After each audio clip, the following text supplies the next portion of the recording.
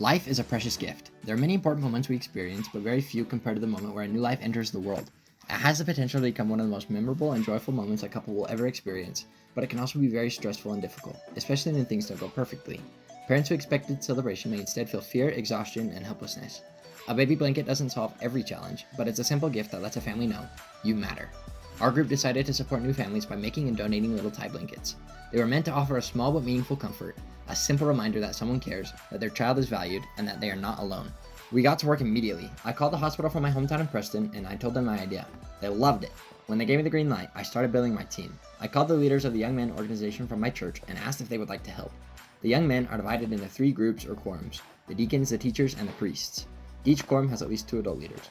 I recruited Paul, Kevin, Mike, Tyler, Leo, and Jake. And I also recruited my mom because she knows a lot more about blankets than I do. With my team, we were able to schedule times to meet with each quorum and to set some goals.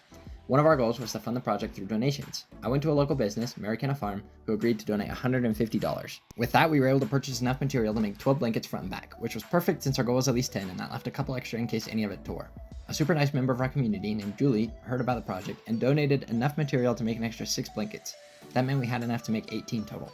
After meeting with all the young men, and after completing the remaining blankets with my roommates, friends, and siblings, we managed to complete 17 blankets since we did accidentally tear one of the pieces, but that meant we still smashed our goal of 10. Another one of our goals was to involve at least 10 youth in the project. In the end, we had 15 boys, and between the young men, the leaders, and everyone else, we actually had over 25 people participate. Our project focused on the 4 pillars of leadership. It focused on learning. We had to learn about the dimensions of a baby blanket and how to work with the different types of material. We had to learn what materials to use and what not to use. After realizing some of the material would be a choking hazard for babies, we also got to learn how to treat the material so it would be usable. This project taught me how to learn and do things I've never done before. It also taught me how to adapt when things don't go perfectly and how to better prepare myself for future projects. While tying the blankets with the youth, the leaders and I each sat with one of the young men. We would show them how to make the blankets and sit and talk about whatever they wanted to talk about. We got to help them learn their responsibilities in their respective quorums and lend a listening ear when they needed someone to talk to.